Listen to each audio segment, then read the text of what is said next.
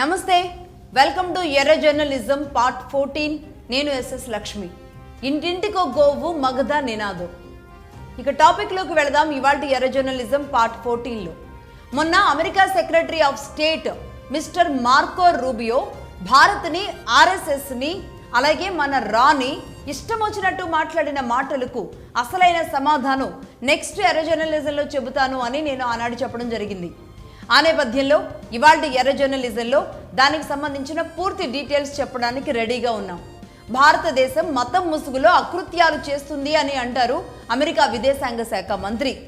అది పొరపాటున అన్నది మాత్రం కాదు. అమెరికా మెదడులో భారత్పై గూడు కట్టుకుని ఉన్న పగ అది. ప్రతి అమెరికా ప్రెసిడెంట్ భారత్పై నిలువెల్లా విషం నింపుకునే ప్రవర్తిస్తున్నారు అని చెప్పడానికి బెస్ట్ ఎగ్జాంపులే ఇది. రాజకీయ దాడులకు భారత్ అదరడం లేదు, బెదరడం లేదు. అటు భారత్ పక్కనే ఉన్న పాకిస్తాన్ని ఉసిగొల్పినా ఏం చేయలేకపోతున్నాం. అది కూడా కాకుండా ఇరాన్ యుద్ధ సమయంలో, ఉక్రెయిన్ యుద్ధ సమయంలో భారత్ బ్యాలెన్స్డ్ విధానం ఏదైతే ఉందో అది అమెరికాకి పిచ్చెక్కిపోతోంది.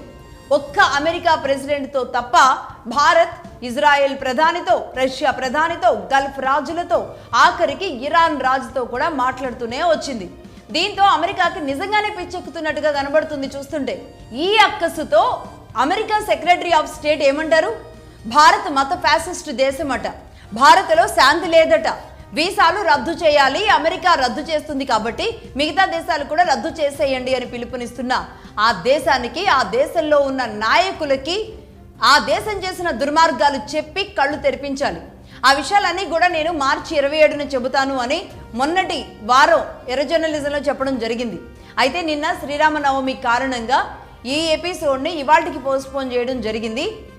మొత్తంగా ఈ ఎపిసోడ్లో అమెరికా సంస్థలు చేసిన దుర్మార్గాల డేటా, ఆ రికార్డ్స్ అండ్ రిపోర్ట్స్ అన్నింటినీ కూడా ఈ ఎర్ర జర్నలిజం ఎక్స్క్లూజివ్గా పార్ట్ 14లో రెడీ చేయడం జరిగింది.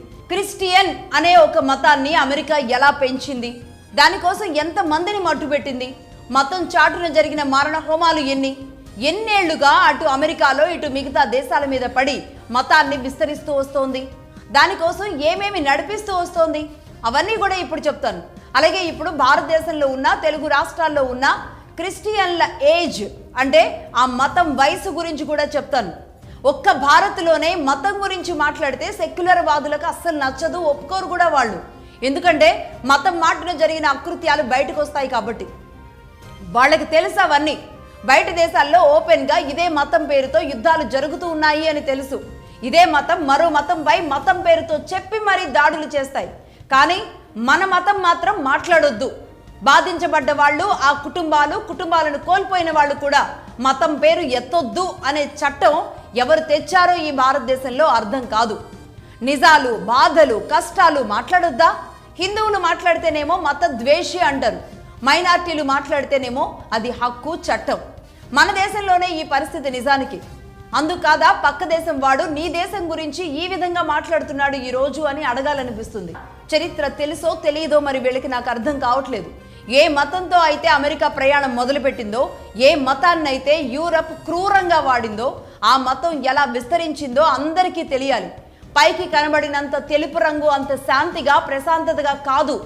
జీసస్ చేసిన ప్రాణత్యాగం, రక్త తర్పణం అంతా వారు చెప్పుకునేంతలా కాదు. పరిశుద్ధాత్మ అంతా అని చెబుతున్నా శుద్ధంగా కాదు. బైబిల్లోని పశ్చాత్తాపంతోనే దేవుడు నిన్ను క్షమిస్తాడు అని చెప్పినంత మంచితనంగా కూడా కాదు. దళితులు, పేదలు, అంటరాని వారిని దేవుడు హక్కున చేర్చుకుంటున్నాడు అని బైబిల్లో ఉన్న వ్యాఖ్యలు లాగా అసలే కాదు. పైకి కనబడే ఈ మాటలు అమాయకపు ప్రజల్ని మతం పేరుతో చెరబట్టడానికి మాత్రమే పనికొచ్చాయి. వారి మతం నుంచి మరో మతం మార్చడానికి మాత్రమే ఉపయోగపడ్డాయి. ఇదే అమెరికాలో, ఇదే యూరప్లో ఇదే మతం, ఇదే తెల్లోళ్ళు చేసిన పూర్తి చరిత్ర ఏంటో మనకు అర్థం కావాలి. జీసస్ బతుకుంటే గనక ఇలాంటి వాళ్ళని ఏం చేసుండేవాడో తెలుసా? ఈ ఎపిసోడ్ అయ్యేలోపు జీసస్ బతికుంటే ఇలాంటి వాళ్ళని ఏం చేసుండేవాడో మీరే చెప్తారు.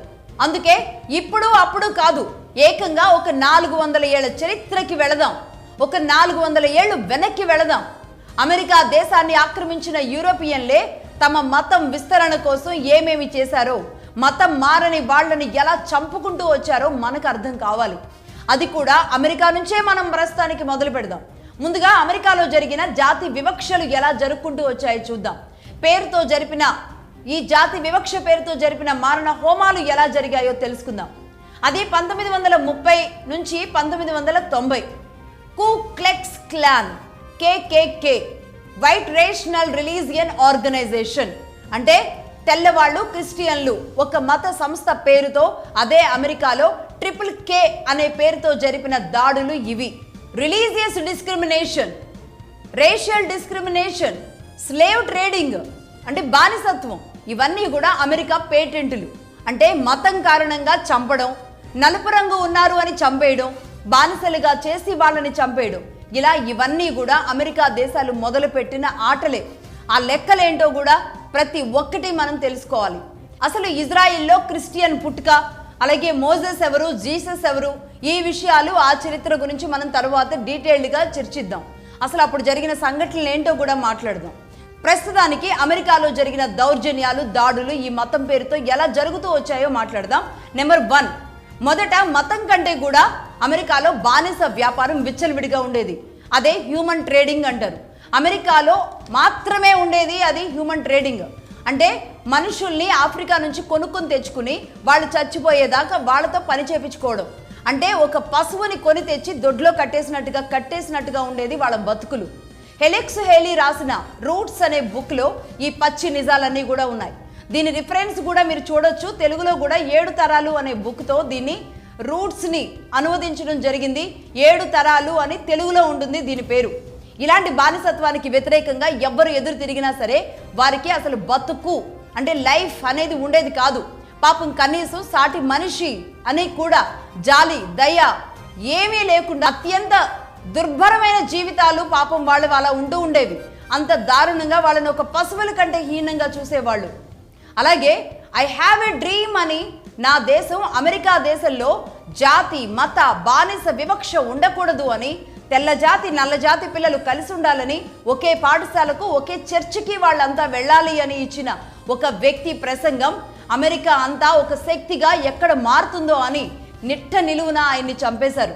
ఆయనే నోబెల్ శాంతి గ్రహీత మార్టిన్ లూథర్ కింగ్ జూనియర్. అలాగే నెంబర్ 2, రిలీజియన్ డిస్క్రిమినేషన్. ఇది ఎలా ఉంటుందంటే క్రిస్టియన్ మతం తప్ప ఇంకా ఏ మతం కూడా ఉండకూడదు. అలా ఒప్పుకోకపోతే గనక మరణమే శాసనం. అలాగే నెంబర్ 3, అది యాంటీ సెమిటిజం అంటారు దీన్ని. అది యూదులకు వ్యతిరేకంగా జరిగే దాడులు. యూదులు అనేవాళ్ళు కనబడితే వాళ్ళని చంపడమే లక్ష్యంగా ఈ మతం పనిచేస్తూ ఉంటుంది. ఇది యాంటీ సెమిటిజం. అలాగే నెంబర్ 4, రేషనల్ డిస్క్రిమినేషన్. తెల్లగా లేరని, నల్లగా ఉన్నారని, అందంగా లేరని చేసే దాడి. ఇది ఎంత దారుణంగా ఉంటుందంటే నీ రంగు బాలేదు, నీ జుట్టు బాలేదు, నీ ముక్కు బాలేదు, నీ కళ్ళు బాలేదు, నీ పళ్ళు బాలేదు అని అవమానాలకి, అనుమానాలకి గురి చేస్తూ ఉంటారు. ఇలా ఉండడాన్ని చూసి దీన్ని సహించలేక పోరాడినందుకు మాల్కమ్ని ఒక సభలో ఆయన ప్రసంగిస్తూ ఉండగానే నిట్ట నిలువున ఈయన కూడా చంపేశారు. ఎవరు? ఇదే కు క్లెక్స్ క్లాన్ వాళ్ళు. అక్కడ మార్టిన్ కానీ ఇక్కడ ఈయన కానీ చంపింది కు క్లెక్స్ క్లాన్ వాళ్ళు మాత్రమే. ఇక ఆ తర్వాత అబ్రహాం లింకన్. వీటన్నింటినీ ఎదిరిస్తూ అమెరికా దేశ అధ్యక్షుడయ్యారు ఆయన. అమెరికాలో మొట్టమొదటిగా స్లావరీని రద్దు చేశారు. అంటే బానిసత్వాన్ని రద్దు చేశారు. బానిసలు ఇక ఉండరు, ఆ వ్యవస్థ ఉండదు అని దాన్ని కొట్టేశాడు ఆయన రావడంతోనే. బానిస వ్యాపారం చేసిన వ్యక్తులు ఊరుకుంటారా? బానిస వ్యాపారం చేసిన వ్యక్తులు బానిసత్వాన్ని రద్దు చేస్తే ఒప్పుకోలేదు. యాక్ట్ ఆఫ్ 1871 అంటారు. అబ్రహాం లింకన్ని అప్పుడే చంపేశారు. ఇలాంటి వాళ్ళందరినీ చంపడానికి పుట్టిన సంస్థ పేరే కు క్లెక్స్ క్లాన్, KKK. ఈ సంస్థే. మతం, రంగు ఆధారంగానే అడ్డంగా చంపుకుంటూ వెళ్ళిపోయే వాళ్ళు వీళ్ళు. ఈ కు క్లెక్స్ క్లాన్ మాస్క్ గాళ్ళు ఈ సంస్థల్లో 5 మిలియన్ల యాక్టివ్ మెంబర్స్ ఉంటారు. అంటే ఈ కు క్లెక్స్ క్లాన్ వాళ్ళు చేసిన ఈ గ్రూపు ఇదేదైతే ఉందో దాదాపుగా 5 మిలియన్ల యాక్టివ్ మెంబర్స్ ఉంటారనమాట. అంటే ఈ మతంలోకి మార్చడం లేదంటే చంపడం. అలాగే కలర్ డిస్క్రిమినేషన్ ఇవన్నీ కూడా చూపిస్తూ ఉండడం. దాదాపుగా 50 లక్షల మంది ఈ టీంలో పనిచేస్తూ ఉంటారు. ఈ KKK సంస్థకి అమెరికాలో అధికారంలో ఉన్న వాళ్లే నడిపిస్తూ ఉంటారు. ఈ సంస్థ మొత్తాన్ని కూడా అధికారంలో ఎవరుంటే వాళ్లే నడిపిస్తూ ఉంటారు. అసలు వాళ్ళ అధికారంలో కూర్చోడానికి కూడా ఈ సంస్థ సహకారమే ఉంటుంది. జాతి వివక్ష, మత వివక్ష, మహిళలపై అత్యాచారాలు, అలాగే ఎదురు తిరిగిన వాళ్ళని చెట్లకి కట్టేసి కాల్ చేయడం, ఇవన్నీ వాళ్లే చేశారు. భయంకరమైన దారుణాలు అమెరికా హిస్టరీలో, అమెరికా చరిత్రలో, అమెరికా పుస్తకాల్లో ఎక్కడ చూసినా దొరుకుతాయి, అమెరికా లైబ్రరీలో. ఇలాంటి దాడులను మరి ఏమనాలి? అమెరికాని ఒక ఉగ్రవాద సంస్థ అని అనడానికి ఇది సరిపోతుందా? అసలు ఈ పదం సరిపోతుందా? నల్ల జాతీయుల్ని దాదాపుగా 3446 మంది నల్ల జాతి పౌరులను సజీవ దహనం చేశారు. వర్ణం కారణంగా, మతం కారణంగా బానిసలుగా మీరు బతికి ఉండాల్సిందే అని, తిరగబడితే ఇలాగే ఉంటుందని 3446 మంది నల్ల జాతి పౌరుల్ని నిట్ట నిలువున సజీవ దహనం చేసింది ఈ KKK సంస్థ. నేను చెప్పే ఈ లెక్కలన్నీ ఎక్కడయో కాకి లెక్కలు కాదు, అమెరికా FBI రికార్డ్స్లో ఉన్న లెక్కలే ఇవన్నీ. స్వయంగా అమెరికా సంస్థ అయిన FBI చెప్పిన లెక్కలే ఇవన్నీ. అలాగే ఇంకోవైపు అమెరికా మిలిటరీ ఇండస్ట్రియల్ కాంప్లెక్స్ కనీసం ఈ యుద్ధాల పేరుతో అనేక దేశాల్ని, నేను ఆ మధ్య చెప్పాను కదా, Afghanistan, Cuba, Chile, Vietnam, Iraq, Iran, Libya, Panama, Congo ఇలాంటి దేశాల మీద పడి ఎంత మందిని ప్రాణ నష్టం జరిపించారో వీళ్ళు అని గతంలో చెప్పడం జరిగింది కదా. ఇవన్నీ కూడా కనబడే దేశాలు, కనబడని అనేక దేశాల మీద పడి యుద్ధం పేరుతో భయంకరమైన జెనోసైడ్ చేస్తూ వచ్చింది అమెరికా. అంటే రెండవ ప్రపంచ యుద్ధంలో 3 కోట్ల మంది ప్రజలు మరణించిన లెక్కలున్నాయి. ఆ తరువాత 1945 తర్వాత ఈ 80 సంవత్సరాలలో, ఈ 80 ఏళ్లలో అమెరికా చేసిన యుద్ధాల వల్ల అమాయకపు ప్రజలు ఎంతమంది మరణించారో తెలుసా? 60 మిలియన్ల మంది మరణించారు. అంటే 6 కోట్ల మంది మరణించారు. ఇప్పటి వరకు అత్యంత ఎక్కువ జెనోసైడ్ జరిగింది అమెరికా వల్ల మాత్రమే. ఆ స్థాయిలో దాదాపుగా 60 లక్షల మంది ప్రాణాలు పొట్టను పెట్టుకుంది అమెరికా. అలాగే ఇదే అమెరికాలో రీసెంట్ లెక్కల్లో ఎంతమందిని మతం పేరుతో చంపారో తెలుసా? Number 1, 2024 America federal bureau of investigation లెక్కల ప్రకారం మాత్రమే మనం కూడా చెప్దాం. రేషనల్ రిలీజియస్ డిస్క్రిమినేషన్తో 11,679 మంది హత్యలు జరిగాయి.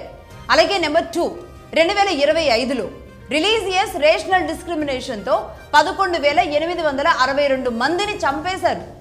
అలాగే నెంబర్ 3, 2020 నుంచి 2025 మధ్యలో యూదులు వాళ్ళ దేవాలయమైన సెన్గోల్లో ప్రేయర్ చేసుకుంటూ ఉంటుంటే 26 మందిని నిట్ట నిలువున చంపేశారు. అలాగే నెంబర్ 4, 2021లో యాంటీ సిమెటిజం అంటారు దీన్ని. అంటే యూదుల దేవాలయాలు, వాటిని సెన్గోగ్స్ ఏవైతే ఉన్నాయో వాళ్ళు పూజ చేసుకునేవి సెన్గోగ్స్ అంటారు. వీటిల్ని సెన్గోగ్స్ మీద 2700 సెన్గోగ్స్ మీద దాడి చేసిన ఇన్సిడెంట్స్ ఉన్నాయి. ఇది ఎవరో ఇచ్చిన రిపోర్టు కాదు, ఇంకే దేశమో చెప్పిన రిపోర్టు కాదు, స్వయంగా అమెరికా సంస్థ FBI ఇచ్చిన రిపోర్టే. 1930 నుంచి 1990 మధ్యలో 60 ఏళ్లలో ఆ సంఖ్య అదే స్థాయిలో ఉంది. ఆ మరణాల లెక్కలే ఇవన్నీ. ఇప్పుడు చెప్పండి, అమెరికా, యూరప్లో, సౌత్ అమెరికా లాంటి దేశాల్లో ఎన్ని దారుణాలు చేసినట్టు ఇదంతా? అంటే అమెరికాలో చావులు ఏ విధంగా జరిగాయి అంటే రంగు కారణంగా, మతం కారణంగా, యూదులు అన్న కారణంగా, బానిసత్వం కారణంగా. ఇలా అదే అమెరికాలో, సౌత్ అమెరికా దగ్గర నుంచి యూరప్లో అక్కడ వరకు మతాన్ని విస్తరించడానికి జరిగిన అత్యంత భయంకరమైన బానిసత్వ దాడులు ఇవన్నీ. ఇక అలాగే భారతదేశానికి వద్దాం. ఎవరైతే మాట్లాడారో అదే అమెరికా మంత్రికి భారతదేశంలో అడుగుపెట్టిన మతం, మీ మతం ఎలాంటి అకృత్యాలు చేసుకుంటూ భారతదేశంలోకి స్వైర విహారం చేసింది అనే విషయాల్ని అక్కడున్న అమెరికా మంత్రికే చెప్పే ప్రయత్నం చేద్దాం. నెంబర్ 1, భారతదేశంలోకి అడుగుపెట్టిన మొట్టమొదటి వ్యక్తి, ఈ మతం పేరుతో అడుగుపెట్టిన మొట్టమొదటి వ్యక్తి సెయింట్ జూవియర్. ఇండియాకి 400 ఏళ్ల క్రితం వచ్చాడు. అంటే 1540లో వచ్చాడు. భారతదేశానికి మొదట ఈ మతం కోసం వచ్చిన మొట్టమొదటి వ్యక్తి. 1540లో పోర్చుగీస్ వాళ్ళు మొట్టమొదటిగా భారతదేశంలోకి అడుగు పెడితే చివరిగా భారతదేశాన్ని వదిలిపోయింది కూడా ఇదే పోర్చుగీస్ వాళ్ళు. ఇక 400 ఏళ్ల క్రితం వచ్చిన వాళ్ళు ఏం చేశారో, ఏం జరిగిందో చెప్తాను చూడండి. 1540లో సెయింట్ జేవియర్ 350 దేవాలయాలను కూల్చేపించాడు. గోవాలో అత్యంత ఎక్కువగా హిందూ దేవాలయాలు ఒకే ప్రదేశంలో ఉన్న ప్రాంతం ఏదైనా ఉంది అంటే భారతదేశంలో అది గోవా. ఆ గోవాలో ఒకేసారి 350 దేవాలయాలను వరుసబెట్టి కూల్చేపించాడు. 350 దేవాలయాలు కూల్చివేసిన తరువాత అతడు ఏం చేశాడంటే పోర్చుగీస్ రాజుకి ఒక లేఖ రాశాడు. ఆ లేఖతో పాటుగా పోర్చుగీస్ రాజు ఏం చేశాడంటే మాథిన్ ఎల్ఫాన్స్ అన్న వ్యక్తిని ఇతనితో పాటు జేవియర్కి సహకారంగా ఉండడానికి, గుడులు ఎలాగో కూల్చేశాడు, ఇక నెక్స్ట్ ఆపరేషన్స్ చేయడానికి ఈ మాథిన్ ఎల్ఫాన్స్ అనే వ్యక్తిని ఆ రాజు పంపించడం జరిగింది. పోర్చుగీస్ రాజు అలాగే ఇతడు ఈ జేవియర్ పోర్చుగీస్ రాజుకి ఒక లేఖ రాశాడన్నాను కదా, ఆ లేఖలో ఏముంది అంటే, ఇక్కడ గోవాకు వచ్చి ఆపరేషన్ అంతా సక్సెస్ చేశాను, 350 గుడులన్నీ కూడా ఇక్కడ కూల్చేయడం జరిగింది, ఇక్కడున్న మతం మీద మనం దాడి చేసేసాము, ఇక మనకి మిగిలింది ఏంటి అంటే మీరేదైనా పోర్చుగీస్ నుంచి ఒక చట్టాన్ని చేయండి, ఒక చట్టం తీసుకురండి పోర్చుగీస్ నుంచి. అంటే ఏంటంటే ఇక్కడున్న వాళ్ళు ఇక గుడులు కూల్చేశాం కాబట్టి, అంటే అసలు ఏ స్థాయిలో కూల్చారంటే అక్కడున్న హిందువులు ఒక గుడికి వెళ్ళడానికి ఒక్క గుడిని కూడా మిగిల్చకుండా కూల్చేశారన్నమాట. కాబట్టి ఇక్కడ అంత పని చేసేసాం, ఇక చేయాల్సింది వీళ్ళని మతం మార్చడమే, మతం మార్చడానికి మేము సిద్ధంగా ఉన్నాం కాబట్టి మీరు అక్కడ నుంచి ఒక చట్టం చేయండి అని ఒక లేఖ రాశాడు ఆయన. ఎప్పుడు రాశాడంటే 1546వ సంవత్సరం మే నెల 16వ తేదీన స్వయంగా ఆయన రాసిన లేఖ కూడా బయట ఉంది.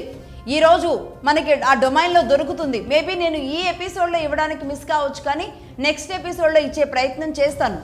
అలాగే ఈ లేఖలో అతను చెప్పిన విషయాలు ఇవి. అంటే ఏంటి వీళ్ళు చేసింది, గుడులను కూల్చేయడం జరిగింది, అంటే కల్చరల్ ఇన్వేజన్ అనేది జరిపారు. అలాగే రెండోది లాంగ్వేజ్ బ్యాన్, ఫస్ట్ లాంగ్వేజ్ ఏదైతే ఉంటుందో, మాతృభాష ఏదైతే ఉంటుందో దాన్ని బ్యాన్ చేయడం అనేది తీసుకొచ్చారు. అంటే ఏంటంటే గోవాలో కొంకణి మాట్లాడుతూ ఉండేవాళ్ళు, మీరెవరు కొంకణి మాట్లాడకూడదు అని ఒక హుకుం కూడా ఇవ్వడం జరిగింది. అంటే వీళ్ళ భాషని వాళ్ళ మీద రుద్దే ప్రయత్నం అన్నమాట. ఒకటి గుడులు, రెండు భాష, ఈ రెండింటి మీద దాడి జరిగింది. అది నెంబర్ 1. ఇక నెంబర్ 2, ఇదే 1540 తరువాత దేశవ్యాప్తంగా ఇలాగే ముందుకు వెళుతూ ఉన్నారు ఈ సెయింట్ ఫ్రాన్సిస్ జేవియర్ ఇలాంటి వాళ్ళందరూ కూడా ఈ మతాన్ని విస్తరించడానికి పనిగట్టుకొని భారతదేశంలో తిరుగుతూ ఉన్నారు. అలాగే జీసస్ మిషనరీస్ అన్నింటినీ కూడా వీళ్ళు మొదలు పెట్టేయడం జరిగింది. వీళ్ళు కొన్ని కల్ట్స్గా, అంటే కొన్ని డివిజన్స్గా దీన్ని మొదలు పెట్టారు దేశవ్యాప్తంగా. అవేంటంటే హేసాస్ సిరియన్ క్రిస్టియన్ అనే ఒక కల్ట్, రోమన్ క్యాథలిక్స్, ప్రొటెస్టెంట్లు, అలాగే బాప్టిస్టులు, Lutheran church, Pentecostal church, Mormons, seventh day Adventists, ఇవన్నీ కూడా అనమాట. ఈ సెవెంత్ డే అడ్వెంటిస్ట్స్ ఇవన్నీ ఈ కల్ట్స్ రూపంలో ఒక్కొక్క గ్రూపులుగా భారతదేశ వ్యాప్తంగా ఒక్కొక్క ప్లేసుల్లో ఒక్కొక్క పేరుతో ఒక్కొక్క రకంగా పనిచేస్తూ వెళ్ళాయి అనమాట. అలాగే ఒక రోమన్ క్యాథలిక్ మిషనరీ కింద 174 డయాలసిస్లు అనేది ఉంటాయి. అంటే ఒక 10,000 పార్సిస్లు ఉంటాయన్నమాట. అంటే ఒక్కొక్క చర్చ్ దగ్గర నుంచి, అంటే ఒక చర్చ్, ఒక పార్స్, ఒక డయాలసిస్, ఇట్లా డివైడెడ్గా, అంటే ఒక మండలం, ఒక జిల్లా, ఒక రాష్ట్రం అన్నట్టుగా ఉంటాయి. ప్రతి చోట ఆ కలెక్షన్ అనేది ఎలా ఉంటుందంటే అసలు ఊహించడానికి చాలా కష్టం. మళ్ళీ ఆ లెక్క నేను మళ్ళీ చెప్పే ప్రయత్నం చేస్తాను. ఒక్కొక్క ఈ డయాలసిస్ కింద కొన్ని కోట్ల రూపాయల కలెక్షన్ అనేది అక్కడ జరుగుతూ ఉంటుంది. దీన్ని ఏం చేస్తారు అంటే ప్రతి ఏడాది ఇదే అమెరికా నుంచి అనేక దేశాలకి ఈ మనీ అంతా కూడా పంపు చేస్తూ ఉంటారు. ఏ స్థాయిలో ఉంటే భారతదేశానికి ఇదే రోమన్ క్యాథలిక్స్ ఏదైతే ఉన్నారో వీళ్ళకి వచ్చే అమౌంట్ ఎంతో తెలుసా? ఏడాదికి $3 బిలియన్, $3 బిలియన్ వస్తాయి. అంటే 18 నుంచి 20,000 కోట్ల రూపాయలు వస్తాయన్నమాట ఏడాదికి. అలాగే ప్రొటెస్టెంట్ చర్చిలు, వీళ్ళకు కూడా అంతే వస్తాయి. దాదాపుగా $3 బిలియన్ వీళ్ళకు కూడా వస్తాయి. 20,000 కోట్ల రూపాయలు ప్రొటెస్టెంట్ చర్చిలకు కూడా వస్తాయి. వీటితో పాటుగా జోషువా ప్రాజెక్ట్ అనేది ఒకటి ఉంది. ఈ జోషువా ప్రాజెక్ట్ కోసం 40% డబ్బు, జోషువా ప్రాజెక్ట్లో వచ్చే అంతా 40% డబ్బంతా కూడా కేవలం ఈ బ్రైబింగ్ కోసం మాత్రమే వాడతారు. అంటే ఈ ప్రాజెక్ట్ ద్వారా వచ్చే డబ్బంతా కేవలం మత మార్పిడుల కోసమే. ఎట్లా మతం మార్చాలి, డబ్బెరేయాలా, బెదిరించాలా, ఇంకేదైనా మచ్చిక చేయాలా, మాయ మాటలు చెప్పాలా, ఇలా ఉంటుందన్నమాట. ఇక అలాగే నెంబర్ 3, ఈ 400 ఏళ్లుగా ఏడాదికి 20,000 కోట్ల రూపాయలు ఒక్కొక్క కల్ట్ ద్వారా వస్తున్న ఈ డబ్బు, అంటే అటు రోమన్ క్యాథలిక్స్ అయితే ఏమి, ప్రొటెస్టెంట్స్ అయితేనేమి, అలా వీరు కట్టిన చర్చిలు కానీ, ఈ చర్చిల కింద ఉన్న భూములు కానీ ఎంతో తెలుసా? భారతదేశ వ్యాప్తంగా ఈ మిషనరీల కింద, చర్చిల కింద వాళ్ళు తీసుకున్న భూములు ఎంతున్నాయో తెలుసా ఈ 400 ఏళ్లలో? నిజంగా చెప్తే షాక్ అవుతారు. ఒక్కసారి మీరే అడగండి, గూగుల్ని అడగండి, క్రిస్టియన్ మిషనరీస్ భూములు ఎంత భారతదేశంలో అని ఒక్కసారి గూగుల్ సెర్చ్ చేసి చూడండి. క్రిస్టియన్ భూభాగం భారత్లో గూగుల్ చెప్పే లెక్క 7 కోట్ల హెక్టార్లు, అంటే 17 కోట్ల ఎకరాలన్నమాట. 17 కోట్ల ఎకరాలు. ఒకవేళ గూగుల్ ఇస్తున్న లెక్కలో ఏమైనా మిస్టేక్ ఉంది అని మనం భావించినా, మనకంటే రాష్ట్రాలకు ఒక దేవాదాయ శాఖ ఉండి ఈ లెక్కలన్నీ మనకు బయటికి కనబడతాయి, కానీ వీళ్ళ లెక్కలు బయటికి రావు. ఎంత తక్కువలో తక్కువ 10% వేసుకున్నా కనీసం 1 కోటి ఎకరాల భూమి ఈ క్రిస్టియన్ మిషనరీ సంస్థలకు ఉంది. అంటే భారతదేశంలో దేశానికి సంబంధించిన భూమి, అంటే భారత ప్రభుత్వానికి కేంద్ర ప్రభుత్వానికి సంబంధించిన భూమి అనేది భూమి మొదటి స్థానంలో ఉంటే, రెండో ప్లేస్లో ఎవరిది ఉంది అంటే ఈ క్రిస్టియన్ సంస్థల భూమి ఉంది రెండో ప్లేస్లో. ఇక థర్డ్ ప్లేస్లో ఎవరిది ఉంది అంటే ముస్లిం సంస్థలది వక్ఫ్ బోర్డులది ఉంది. దేశవ్యాప్తంగా మొదటి స్థానం అంటే భారతదేశానికి భారత భూభాగం భారతదేశానికి సంబంధించింది ఉంటే రెండవది క్రిస్టియన్లది, మూడవది ముస్లింలది వక్ఫ్ బోర్డులది ఉంది. ఇక హిందువులదైతే కనీసం దరిదాపుల్లో కూడా లేదు. ఒకవేళ ఆ లెక్కలు తీస్తే ఏ 10వ స్థానంలో ఉంటుంది హిందువుల భూభాగం, హిందువుల దేవాలయాలు, హిందువులకు సంబంధించిన భూమి ఏదైతే ఉందో ఇదే భారతదేశంలో ఒక 10వ స్థానంలో ఉంటుందన్నమాట. కనీసం ఇప్పుడు నేను చెప్పిన లెక్కల ప్రకారం ఈ క్రిస్టియన్ భూములకి 1 కోటి ఎకరాలు అన్నాం కదా, అందులో 5వ వంతు కూడా హిందువుల దేవాలయాలకు లేదు అంటే నిజంగా ఆశ్చర్యం వేస్తుంది. ఇదే హిందూ గడ్డ మీద హిందూ దేశంగా చెబుతున్న 80% హిందువులు ఉన్న ఈ భారతదేశంలో అంటే మళ్ళీ ఈ హిందూ దేవాలయాల నుంచే ఎలా ఇక్కడ కానుకలన్నీ కూడా ఏ రూపంలో ఎలా వెళ్ళిపోతూ ఉంటాయో మనకు తెలిసిన విషయమే. ఇది పరిస్థితి, హిందువుల పరిస్థితి భారతదేశంలో. నిజంగా ఇలాంటి వింటే ఆశ్చర్యం వేయదా మరి? అలాగే నెంబర్ 4 పాయింట్ చూద్దాం. 4th పాయింట్, 4వ పాయింట్, ప్రొటెస్టెంట్లు డినామినేషన్లు అని ఉంటారు. దేశవ్యాప్తంగా ఈ ప్రొటెస్టెంట్లు ఎంతమంది ఉన్నారో తెలుసా? అంటే ఈ మత ప్రచారం చేయడానికి వీళ్ళంతా ఉంటారు. వీళ్ళని ప్రొటెస్టెంట్లు డినామినేషన్లు అంటారు. మొత్తంగా ప్రొటెస్టెంట్లు 1,00,000 మంది ఉంటే డినామినేషన్లు వీళ్ళందరినీ కలిపితే దాదాపుగా 3 లక్షల మంది భారతదేశంలో కేవలం క్రిస్టియన్ మత ప్రచారం కోసం మత ప్రచారకులుగా పనిచేస్తూ ఉన్నారు. ఇప్పటి వరకు ఏ మత ప్రచారకుడి మీదైనా సరే ఏ కేసులు పెట్టడం జరిగిందా మత ప్రచారం చేస్తున్నారు అని? ఎవరినైనా వేధించడం జరిగిందా? వీరికి ఇంకా చెప్పాలి అంటే ప్రభుత్వాలు ఈ పాస్టర్లను ఇంకొకటను గౌరవ వేతనాలు ఇస్తూ వాళ్ళని ఇంకా పోషిస్తున్నాయి. అలాగే యుఎస్ఐఆర్ఎఫ్ గురించి చెప్పాలి. యుఎస్ఐఆర్ఎఫ్ అంటే United states commission on international religious freedom. ఈ మధ్యకాలంలో నేను చెప్పడం జరిగింది. అమెరికా మంత్రి ఈ మార్క్ రూబియో ఏదైతే మాట్లాడారో ఈ సంస్థ ఇచ్చిన రిపోర్ట్ ఆధారంగానే భారతదేశంలో మత టాలరెన్స్ లేదు అని, ఆయన రిలీజియస్ టాలరెన్స్ లేదు అని మాట్లాడారు అనే కదా మనం మొదలుపెట్టింది. ఈ ఎపిసోడ్ కూడా అందుకోసమే మొదలుపెట్టాం. వాళ్ళు మాట్లాడిన మాటలకు సంబంధించి మొదలుపెట్టాం. అలాగే వీళ్ళు ఇచ్చిన రిపోర్ట్ ఆధారంగానే మనం మొదలుపెట్టడం జరిగింది. సో ఈ టాలరెన్స్ లేదు అని మాట్లాడిన ఈ సంస్థ, ఈ యుఎస్ఐఆర్ఎఫ్ సంస్థ ద్వారానే అటు యూరప్, అమెరికా నుంచి జోషువా ప్రాజెక్టు ద్వారా ఈ సంస్థలకి డబ్బులు ఇబ్బడి ముబ్బడిగా వస్తూ ఉంటాయి. ఈ సంస్థ ఇస్తుంది. అంటే వీళ్ళని ఇక్కడ భారతదేశంలో అడ్డుకుంటున్నారు కాబట్టి రిలీజియస్ టాలరెన్స్ లేదంట. వాళ్ళ మత విస్తరణ జరిగితేనేమో టాలరెన్స్ ఉన్నట్టు. కాదు బాబు, మా మతం మాది, మీరు డబ్బులు ఇచ్చి చేయకండి, మారేవాళ్ళు మారుతారు, వాళ్ళ ఇష్టం అని చెబితే అది రిలీజియస్ టాలరెన్స్ అనేది ఇక్కడ లేదు భారతదేశంలో అని మాట్లాడతారు. అంటే వీళ్ళు ఏం చేస్తారంటే, 1 ప్రలోభ పెట్టడం, 2 టెస్టిమోనీస్ ఇస్తూ ఉంటారనమాట. అంటే మేము రకరకాలుగా భగవంతుడిని నమ్మడం వల్ల మాకు ఇది జరిగింది, మాకు అది జరిగింది, మేము ఇది చేసాం అది చేసాం, ఇలాంటివి ప్రేయర్ జరిగేటప్పుడు ఊగుతూ ఉండడం, లేదంటే పడిపోవడం, ఇంకేదో జరుగుతుంది అనడం, ఇవన్నీ చూస్తాం చూడండి. ఈ టెస్టిమోనీస్ అన్నీ కూడా ఇస్తూ ఉంటారు వీళ్ళు. ఈ భగవంతుడిని నమ్మిన తర్వాత మరి మాకు ఈ మిరాకిల్స్ జరిగినాయి అని చెబుతూ ఉండడం వల్ల వీళ్ళంతా అటువైపు ఆకర్షితులు అవుతూ ఉంటారనమాట. సో ఈ జోషువా ప్రాజెక్టు ద్వారా ఈ సంస్థ ఇచ్చే డబ్బు అంతా దీనికోసం ఉపయోగపడుతుంది. అలాగే దీన్ని భారతదేశంలో ఎలా ఉపయోగించారో తెలుసా? సనాతనాన్ని కొట్టడానికి, సనాతనం మీద దాడి చేయడానికి, సనాతనాన్ని నెగిటివ్ చేస్తూ ఉంటారు. అంటే సనాతనాన్ని ఒక మూఢ విశ్వాసంగా, మూఢత్వంగా చూపించే ప్రయత్నం వీళ్ళు చేస్తూ ఉంటారు, నెగిటివ్ చేస్తూ ఉంటారన్నమాట. అనేక రూపాల్లో దీన్ని అలా చూపిస్తూ ఉంటారు. అలాగే దేశాన్ని కూడా తక్కువ చేస్తూ ఉంటారు. అంటే దేశానికి అంత సీన్ లేదు, దేశం పెద్ద గొప్పదేం కాదు, అలాగే పక్క దేశం చూస్తే ఆ దేశం చూస్తే అలా ఉంది, ఈ దేశం చూస్తే ఇలా ఉంది అని పక్క దేశాల్లో మాత్రం అంతకంటే తక్కువ జరుగుతుంది అనుకోవడం తప్పు. ఇక్కడ అంతకంటే ఘోరంగానే జరుగుతాయి. ఇప్పటి వరకు అమెరికా చరిత్ర అంతా నేను చెబితేనే అర్థమవుతుందిగా ఎన్ని ఘోరాలు, ఎన్ని నేరాలు ఉన్నాయి ఇదే అమెరికాలో అని. మరి అలాంటప్పుడు పక్క దేశాన్ని పొగడడం పనిగా పెట్టుకునే వాళ్ళని మాత్రం అసలు ఒప్పుకోకండి. పొగిడితే పొగుడుకొనివ్వండి, కానీ మన దేశాన్ని తక్కువ చేస్తే మాత్రం ఒప్పుకోకండి.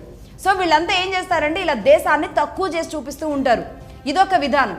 అలాగే ఇంకొకటి ఏం చేస్తూ ఉంటారంటే దేశభక్తి విషయంలో, దేశాన్ని ప్రేమించే విషయంలో, దేశభక్తి, దేశం కోసం ఏదైనా గ్రాటిట్యూడ్ చూపించడానికి ఎవరైనా ఉంటే గనక ఇదంతా ట్రాష్ అని నవ్వడం, అంటే దేవుడి మీద భక్తి చూపించినప్పుడు నవ్వడం, దేశం మీద భక్తి చూపించినప్పుడు నవ్వడం లాంటివి ఇలాంటి కార్యక్రమాలు చేసి దేశం మీద ప్రేమని కూడా తప్పు అన్నట్టుగా చేస్తూ ఉంటారు.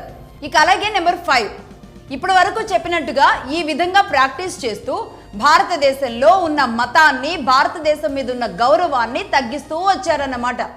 అలాగే డైరెక్ట్గా చేసిన దాడుల గురించి కూడా మనం మాట్లాడాలి. వీళ్ళు భారతదేశంలో డైరెక్ట్గా చేసిన దాడులు ఏంటి అంటే NSCN ద్వారా national socialist council of Nagaland, అంటే ఈశాన్య భారతదేశంలో ముఖ్యంగా నాగాలాండ్లో ఒక సాయుధ తిరుగుబాటు సంస్థ ఒకటి ఏదైతే ఉందో దాని ద్వారా వీళ్ళు ఏం చేస్తారంటే వీళ్ళకి ముందుగా ఫండింగ్ ఇస్తారు. ఈ అరుణాచల్ ప్రదేశ్ జిల్లాల్లో ఉన్న మటాన్స్, లాంగ్ సాంగు, చాంగ్లాంగు అనే జిల్లాల్లో ఉన్న మొల్లా అనే ఒక ట్రైబ్ తెగ, ఒక గిరిజన తెగ వారి పండుగ జరుపుకుంటూ ఉంటే 18 మంది హిందువులని గుడి దగ్గరే నిట్ట నిలువున చంపేశారు.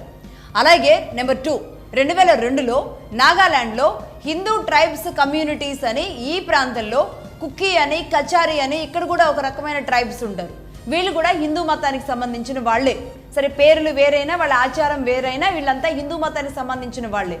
వీళ్ళు అక్కడ వాళ్ళు సాంప్రదాయబద్ధంగా ఒక కార్యక్రమాన్ని చేసుకుంటూ ఉంటే ఈ నాగాలాండ్లో ఉన్న వాళ్ళందరూ అంటే ఈశాన్య భారతం మొత్తాన్ని కూడా క్రిస్టియన్ మతంగా మార్చడానికి చేసిన కుట్రల్లో భాగంగా ఇక్కడున్న వాళ్ళని కూడా అనేక మందిని చంపేయడం జరిగింది. నేను ఇంత ముందు చెప్పినట్లుగా 2-3 రకాల లెక్కల ప్రకారం వెళుతూ ఉంటారనమాట. అలా మొత్తంగా ఈ ఈశాన్య భారతంలో 80% వరకు క్రిస్టియానిటీ అనేది పూర్తిగా ఆక్యుపై చేసేసింది ఇదే భారతదేశంలో. ఈ క్రమంలో 2002లో యూరప్ అమెరికా క్రిస్టియన్ గ్రూప్ 16 మందిని నిట్ట నిలువున ఇదే ప్రాంతాల్లో చంపేయడం జరిగింది. అది కూడా ట్రైబ్స్కి సంబంధించిన తెగనే వీళ్ళు చంపేయడం జరిగింది.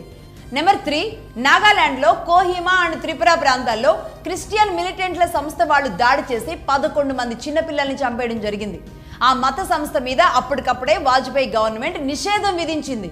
అప్పుడేం జరిగిందంటే ఇక్కడున్న ఈ క్రిస్టియన్ లాబీలు అందరూ కలిసి వీళ్ళు ఏం చేశారంటే క్రిస్టియన్ ప్రతినిధుల లాబీలు అందరూ కలిసి ఎవరికి కంప్లైంట్ ఇచ్చారంటే పోయి USCIRFకి ఫిర్యాదు చేశారు. అంటే భారతదేశంలో ఒక ఉగ్రవాద సంస్థ ఇక్కడున్న చిన్నారుల్ని, ఇక్కడున్న ప్రజల్ని చంపితే ఇక్కడే ఉన్న క్రిస్టియన్ లాబీ వాళ్ళు ఎవరంటే Catholic bishop conference of India వీళ్ళంతా వెళ్ళి అమెరికాలో ఉన్న USCIRFకి కంప్లైంట్ ఇవ్వడం జరిగిందన్నమాట. కంప్లైంట్ ఇస్తే వాళ్ళు ఏం చేశారో తెలుసా? 2003లో US సెక్రటరీ ఆఫ్ స్టేట్కి వీళ్ళు వెళ్ళి US సెక్రటరీ ఆఫ్ స్టేట్కి కూడా కంప్లైంట్ ఇచ్చారు. వాళ్ళకి వీళ్ళకి ఇద్దరికి ఇచ్చారు. అప్పుడు వాళ్ళు ఇచ్చిన తీర్మానం ఏంటి అంటే ఇండియాని ప్రాసిక్యూట్ చేయాలి అని ఒక పెద్ద తీర్పు ఇచ్చేశారు. అంటే ఇండియాని విచారించాలి అని. అంటే 2004 జనవరిలో ఈ బిల్ ఇవ్వడం జరిగింది.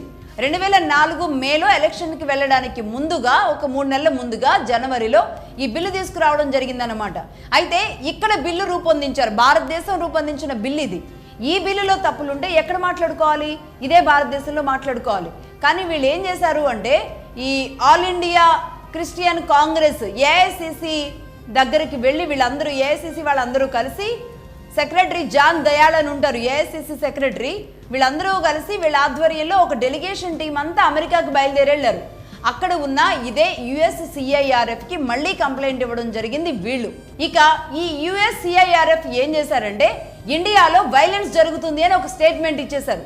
జాన్ ఫిట్స్ అనే వ్యక్తి ఇండియాకు వచ్చి హడావుడి చేసి ఇన్వెస్టిగేషన్ చేపించినట్టుగా హడావుడి చేసి మళ్ళీ అమెరికాకి వెళ్ళి వెస్టర్న్ మీడియాలో ప్రచారం చేపిస్తాడు. USCIRF మెంబర్ పాల్ మార్షల్ కూడా ఇదే ప్రచారం చేపిస్తాడు. ఏంటంటే ఇండియాలో మతం పైన దాడి పెరిగిపోతుంది అని. సరిగ్గా భారతదేశంలో ఎన్నికలు జరగడానికి 3 నెలల ముందు వీళ్ళు వెస్టర్న్ మీడియా మొత్తంలో, ప్రపంచం మొత్తంలో లేపిన దుమారం, ఆనాడు జరిగిన సంఘటన 2004కి ముందు, అలాగే NDA గవర్నమెంట్ ఓటమికి కారణాలు అవి అనే విషయాలు గుర్తించాల్సిన అవసరం ఉంది ఇక్కడ. ఇక నెంబర్ 4, 2004లో ఇదే అమెరికా నుంచి ఇంకో స్టేట్మెంట్. అదేంటంటే all India Christian Congress member అయిన తిమోరీ ఇండియాలో క్రిస్టియన్ల పరిస్థితి ఇరాక్లో ఎలా ఉందో అలా ఉంది అనే ఒక స్టేట్మెంట్ ఇస్తాడు. అంటే అర్థమైందా? రీసెంట్గా నేను చెప్పినట్టుగా ఈ 4 రోజుల క్రితం ఎలాంటి స్టేట్మెంట్స్ అయితే వచ్చాయో అప్పుడు కూడా ఇవే స్టేట్మెంట్స్. ఇక 2002, 2003, 2004 ఎన్నికలు అయ్యే వరకు ఇవే స్టేట్మెంట్స్ అమెరికా నుంచి అడపాదడపా మొత్తం వెస్టర్న్ మీడియాలో ఒక దుమారం రేపినట్లుగా పత్రికల్లో వార్తల రూపంలో వస్తూ ఉండేవి.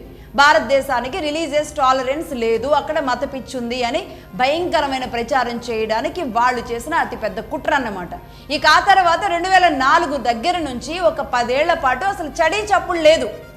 ఎందుకు లేదో ఇక మీరే అర్థం చేసుకోవాలి. 2004 నుంచి ఎక్కడా కూడా ఈ రిలీజియస్ టాలరెన్స్ లేదు అని చెప్పడం కానీ, భారతదేశం మీద ఏమైనా మాట్లాడడం కానీ ఏమీ లేదు. ఎందుకంటే వాళ్ళకి ఏం కావాలో అవి అన్ని వెసులుబాట్లు, అన్ని సదుపాయాలు 2004 తర్వాత రాష్ట్రాల్లో, దేశాల్లో మన గవర్నమెంట్లు చక్కగా ఇచ్చేసినాయి. ఇంకెందుకు ఉంటుంది అక్కడ. ఇక నెంబర్ 5, అసలు ఇప్పుడు వీళ్ళ బాధ ఏంటి?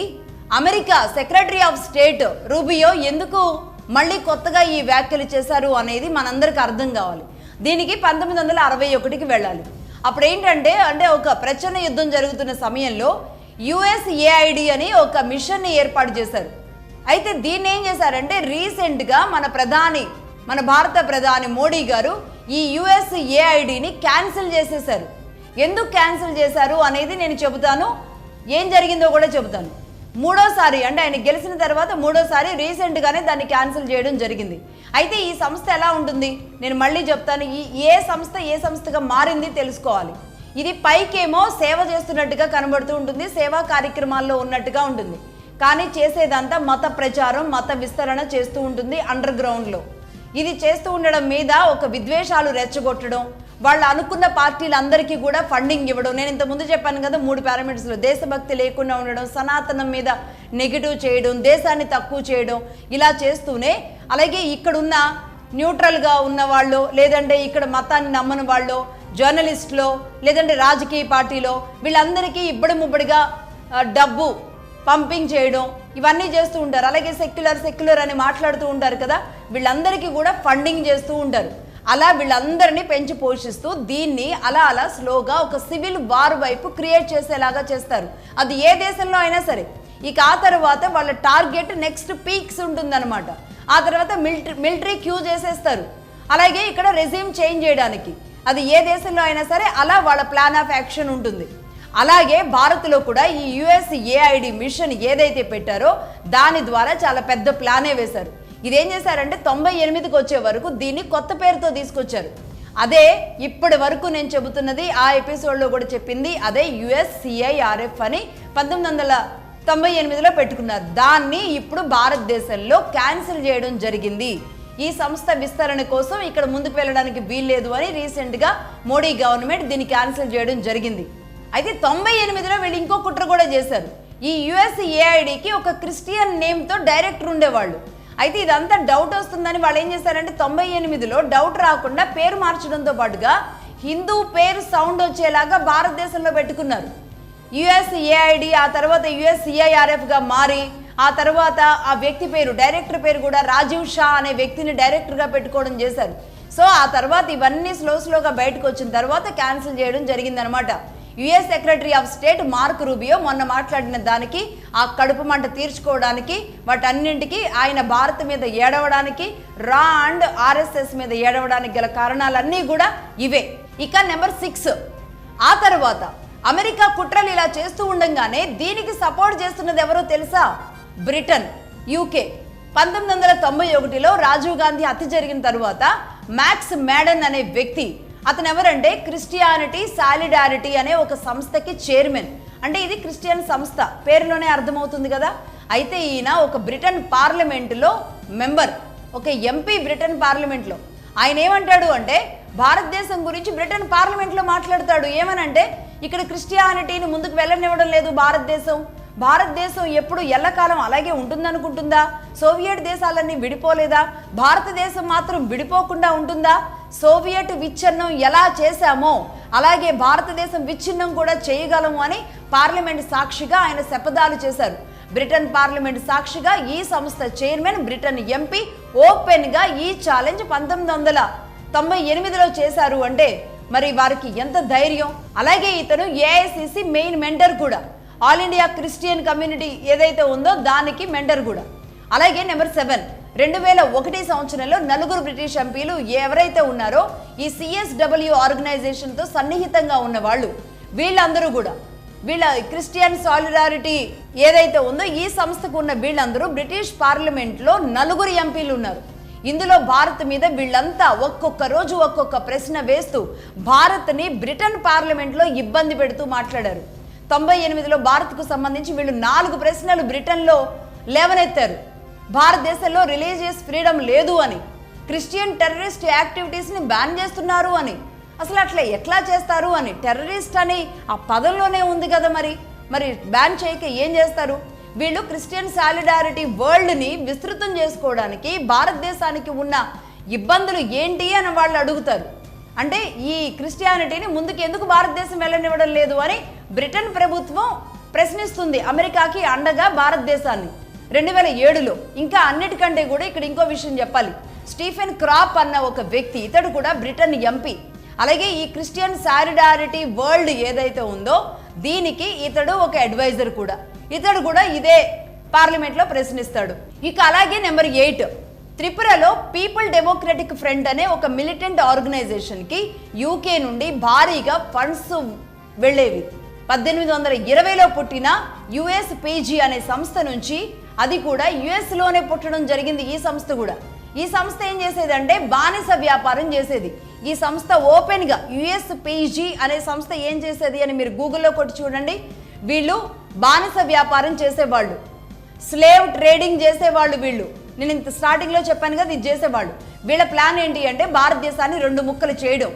ఆ టైంలో వీళ్ళు ఎంచుకున్న ప్లాన్ ఏంటి అంటే ద్రవిడియన్ ఆరియన్ థియరీని విస్తృతం చేయడం, జాతి విద్వేషాలు రెచ్చగొట్టడం, మత విద్వేషాలు రెచ్చగొట్టడం. పూర్తిగా జాతే, నిజానికి చెప్పాలి అంటే జాతే, హిందువుల జాతిని విడదీయడం వీళ్ళ టార్గెట్. ద్రవిడియన్ ఆరియన్ అని తీసుకురావడం. అలాగే కజకిస్తాన్ వస్తే కజకిస్తాన్ గురించి సపోర్ట్ చేయడం. అలాగే నెంబర్ 9, రాజీవ్ గాంధీ మరణం తర్వాత, రాజీవ్ గాంధీని చంపేసిన తర్వాత 1994-95 టైంలో ఒక కన్జర్వేటివ్ ఎంపీ జరీమా కార్బిన్ అనే అతడు LTTని అంతర్జాతీయ ఉగ్రవాద సంస్థగా భారత్ ప్రకటించడాన్ని వ్యతిరేకిస్తూ రాజీవ్ గాంధీని చంపేయడం వల్ల మన గవర్నమెంట్ LTTని ఉగ్రవాద సంస్థగా గుర్తిస్తే దీన్ని ఇతను ఏం చేస్తాడు అంటే LTT ఉగ్రవాద సంస్థ కాదు అంటూ ఈయన ఐక్యరాజ్య సమితిలో తన వాదన వినిపిస్తాడు. LTT మీద భారతదేశం బ్యాన్ విధిస్తే ఆ బ్యాన్ని ఎత్తివేయడానికి ఆయన ఐక్యరాజ్య సమితిలో చర్చ పెడతాడు. ఇతడు ఎవరంటే కన్జర్వేటివ్ పార్టీ ఎంపీ, ఈయన కూడా UK ఎంపీనే. అలాగే ఆయన కూడా ఈ ESWకి మెంబర్ కూడా. ఇక నెంబర్ 10, రోబో మేరిస్ అనే కన్జర్వేటివ్ UK ఎంపీ. ఈయనేం చేస్తాడు అంటే ఖలిస్తాన్ మూవ్మెంట్ జరిగింది కదా పంజాబ్లో, ఈ ఖలిస్తాన్ మూవ్మెంట్కి సపోర్ట్ చేస్తాడు. లండన్ నుంచి, London institute for south Asian studies అనే ఒక సంస్థ నుంచి, ఒక బ్రిటన్ సంస్థ నుంచి, దీన్ని లీసా అంటారు.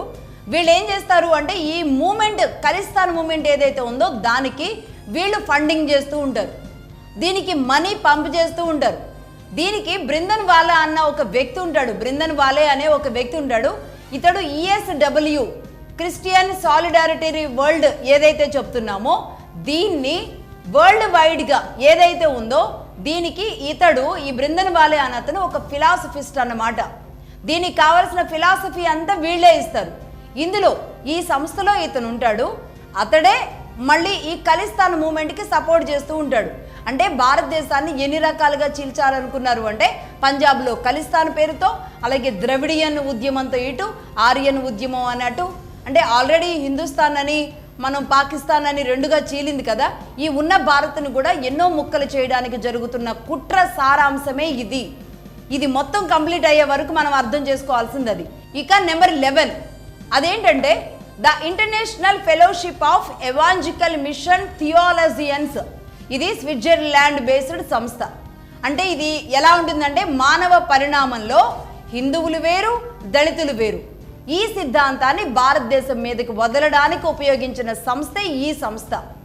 అలాగే చికాగోలో క్రావిల్ ట్రస్ట్ అనే సంస్థ ఏదైతే ఉందో ఆ సంస్థని నార్త్ ఈస్ట్లో, భారతదేశంలోని నార్త్ ఈస్ట్లోకి చిన్న రాష్ట్రాల్లో జరిగే ప్రతి అల్లర్లకు కూడా కారణంగా ఈ సంస్థనే వదలడం జరిగింది.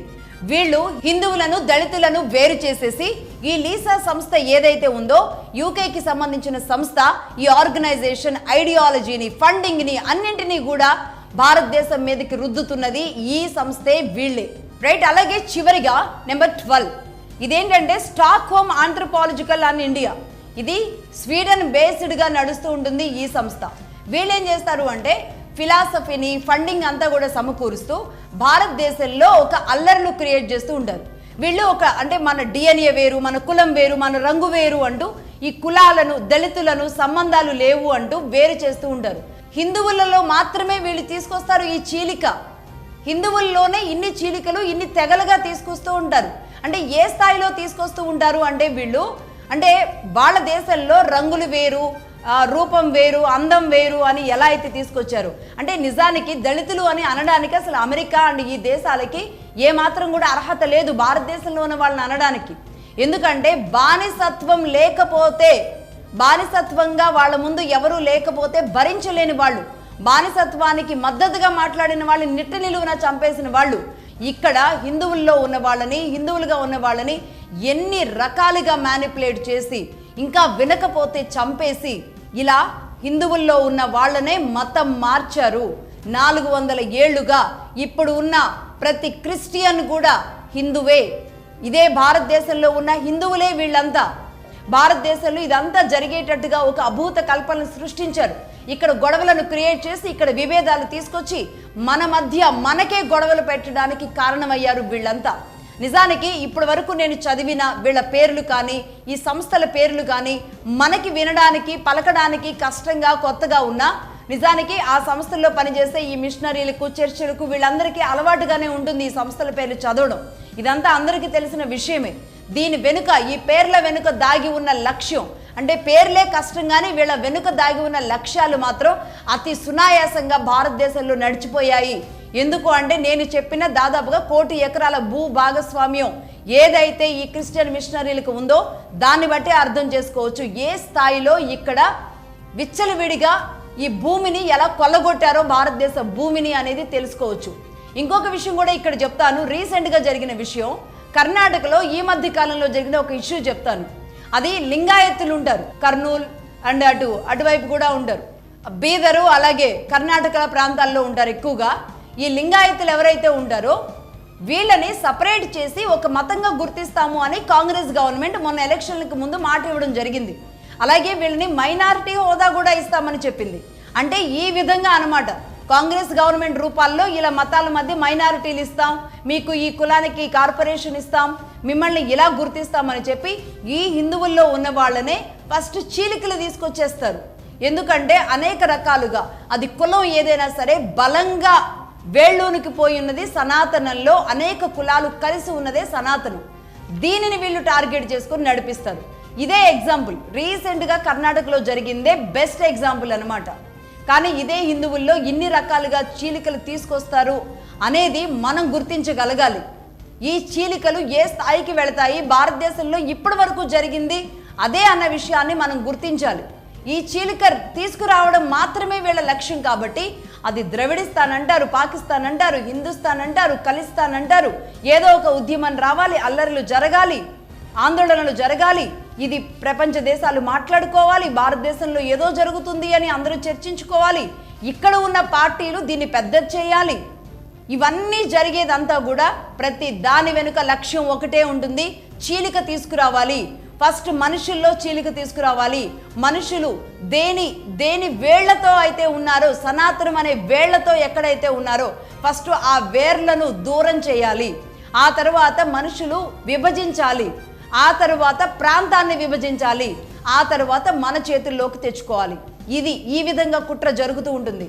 75 ఏళ్ల క్రితం మనం హిందుస్థాన్ పాకిస్తాన్ విడిపోతే ఇప్పుడు ద్రవిడిస్తాన్ ఖలిస్తాన్ అంటూ ఇంకా ముందుకు వెళ్ళడానికి బలంగా కోరుకునే మూక అనేక రకాలుగా ఉన్నారు. వీళ్ళంతా మత విస్తరణ కోసం చిచ్చులు పెడుతూ ఉంటారు, మనలోనే గొడవలు సృష్టిస్తూ ఉంటారు.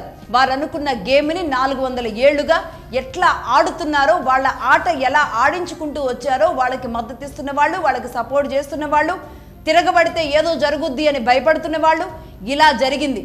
అంటే ఆ మతాన్ని తిట్టడమో, ఆ మతంలో ఉన్న భగవంతుణ్ణి, వాళ్ళు కొలిసే భగవంతుణ్ణి తక్కువ చేయడమో, వాళ్ళ నమ్మకాన్ని తక్కువ చేయడమో మగధా న్యూస్ ఉద్దేశం కాదు.